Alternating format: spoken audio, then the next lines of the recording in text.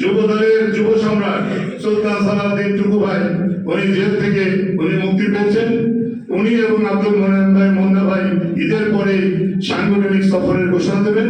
তখন যদি সুযোগ হয় আমরা আসি, তখন আপনাদের সাথে আমরা সাংগঠনিক এবং রাজনৈতিক বিষয়ে কথা বলবো। আমাদের নেতৃবৃন্দরা কিন্তু আপনাদের উদ্দেশ্য এবং কি জন্য তারা এসেছে ইতিমধ্যেই তারা বলেছেন।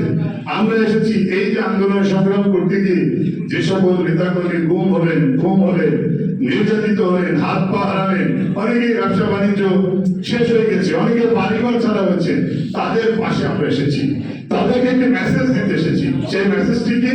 সেই মেসেজটি হলো যে আপনারা হতাশ হবেন না। বিএনপির ভারপ্রাপ্ত চেয়ারম্যান আগামী রাষ্ট্রনায়ক দেশ নায়ক জনাব তারেক রহমান আপনাদের পাশে আছে। আপনাদেরকে উনি ভুলে যান নাই। আমরা যারা নেতা আমরা কিন্তু অনেকে ভুলে যাই। আমরা আমাদের নেতৃত্বের প্রতিযোগিতা আমাদের পছন্দের লোক না হলে তাকে আমরা ভুলে যাই, তার অবদানকে আমরা ভুলে যাই। কিন্তু দেশ নায়ক তারেক রহমান, দেশ নেত্রী বেগম খালেদা জিয়ার কাছে তো সবাই সন্তান, আর তারেক রহমান আমাদের অভিভাবক, আগামী রাষ্ট্রনায়ক উনি হবেন, উনি বিএনপির নেতৃত্ব দিচ্ছেন। ওনার কাছে তো সবাই সমান, নেতাও যেরকম কর্মীও সেরকম, এবং ওনার কাছে তৃণমূলের কর্মীদের মূল্যায়ন কিন্তু সবসময় বেশি। উনি তৃণমূলের কর্মীদেরকেই সবসময় মূল্যায়ন করেন না। সেই কারণে কিন্তু আমাদেরকে পাঠিয়েছেন এই তৃণমূলের নির্যাতিত নেতা কর্মীদের পাশে আসার জন্য। এই প্রোগ্রামটি কিন্তু সবার বাড়ি বাড়ি যাওয়ার প্রোগ্রাম, কিন্তু সময় স্বল্পতার কারণে এবং অনেক পরিবেশ পরিস্থিতির কারণে কিন্তু এত বেশি সংখ্যক নির্যাতিত নেতা কর্মীদের বাড়ি যাওয়া সম্ভব নয়।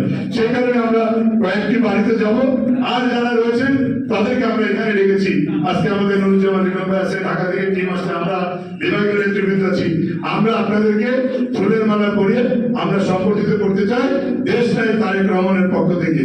আপনারা বলতে পারেন যে আমরা কেন এসেছি, আপনাদের সম্বর্ধনা দেওয়ার জন্য তো আরো বড় নেতৃবৃন্দ আসতে পারে। আমাদের তো আপনাদেরকে সম্বর্ধনা দেওয়ার মতো যোগ্যতা বা ধৃষ্টতা আমাদের, সাহস আমাদের নাই। কিন্তু আমরা কেন এসেছি? দেশ নায়ক তারেক রহমান বিশ্বাস করেন যে আমরা বলি না যে একজন গরিবের দুঃখ আরেকজন গরিব বোঝে, একজন নির্যাতিত নেতা কর্মীর দুঃখ কিন্তু আরেকজন নির্যাতিত নেতা কর্মীরা বুঝবে। এইখানে আমরা সবাই নির্যাতিত। আপনারা এইবার যে আন্দোলন গেছে, সেই আন্দোলনে কথা আমরা বলতে চাই না কে কি করেছে, কিন্তু আপনারা খোঁজ নিলে জানতে পারবেন আমরা কিন্তু রাজপথ ছেড়ে যাই নাই। আপনাদের মতো আমরা নির্যাতিত হয়েছি, জেল কেটেছি, বাড়ি ঘরের মধ্যে হামলা হচ্ছে। 70-75, আমার মায়ের বয়স 75 বছর, তাকে গ্রেফতার করার জন্য আমাকে নামবে, তার হাতে হ্যান্ডকাপ লাগিয়েছে। আমরাও কিন্তু নির্যাতিত। সেই কারণে আমরা আপনাদের কাছে এসেছি, কারণ আপনারা সহযোগিতা ভাই। যাই হোক, আমি আমার বক্তব্য দীর্ঘায়িত করবো না, একটি কথা বলে আমি আমার বক্তব্য শেষ করতে চাই। মাঝে মধ্যে আওয়ামী লীগের নেতারা বলেন না যে বিএনপির নেতা কই, বিএনপি রাষ্ট্রীয় ক্ষমতায় গেলে কে নেতৃত্ব দেবে। এই কথাটি কিন্তু আমাদের প্রায় শুনতে হয়। এই কথাটি এই জন্য বলা যাতে আপনারা উত্তর দিতে পারেন। আপনারা পৃথিবীর ইতিহাস করে দেখবেন, দেশ নায়ক তারেক রহমান কিন্তু লন্ডনে কিন্তু বেড়াইতে যান নাই। 111 সরকার, এই মঈনুদ্দিন ফখরুদ্দিনের সরকার এবং আওয়ামী লীগের দোসররা পার্শ্ববর্তী দেশের সহায়তায় আমাদের নেতাকে নিশ্চিত করার জন্য কিন্তু ওনাকে গ্রেফতার করে ওনার কোমরের হাড় ভেঙে দিয়েছে। উনি কিন্তু চিকিৎসার জন্য লন্ডনে রয়েছে। এরপরে কি হলো, উনি চিকিৎসা শেষ করে যখন দেশে আসার চিন্তা করলেন, তখনই মিথ্যা বানোয়াট মামলায় কিন্তু ওনাকে এক গাদা মামলায় অনেকে রায় দেওয়া হচ্ছে। এমনকি জিয়া পরিবারের সবচেয়ে ভদ্র যে মানুষটি, ওনার স্ত্রী ডাক্তার জোবায়দা রহমান, যার নামে কোনো কিছু নাই, তাকেও কিন্তু মিথ্যা মামলায় সাজা দিয়েছে। তাই না? তাহলে সে লোককে আসবে কি করে? সেই লোককে কিন্তু বাংলাদেশে আনতে হবে আগামী নেতৃত্ব দেওয়ার জন্য। আর সেই কারণে আগামী যে আন্দোলন হবে, সেই আন্দোলনে যাতে আপনাদের যে ত্যাগ, আপনাদের যে শ্রম, আপনাদের যে মেধা, এদিকে কাজে লাগানোর জন্য এবং এদিকে আরো শানিত করার জন্য আমরা কিন্তু দেশ নায়ক তারেক রহমানের নির্দেশে আপনাদের পাশে এসেছি। যে কথাটি বলছিলাম, শেখ হাসিনা বলেন যে বিএনপির নেতা নাই। ইতিহাস করে দেখবেন পৃথিবীর বড় বড় বিপ্লব কিন্তু দিনক্ষণ নির্ধারণ করে কিন্তু কখনো কোনো বিজয় অর্জন হয় না। দিনক্ষণ নির্ধারণ করে ওই মেসি, পেলে, ম্যারাডোনা, রোনাল্ডো এরা কিন্তু বলতে পারে না যে আমি 90 মিনিটের খেলায় গোল দিয়ে জিতে যাবো। এরাও কিন্তু ওয়ান টাইম খেলতে হয়, অনেক সময় প্রায় শুট আউটে যেতে হয়, অনেক সময় সাডেন খেলতে যেতে হয়, তাই না?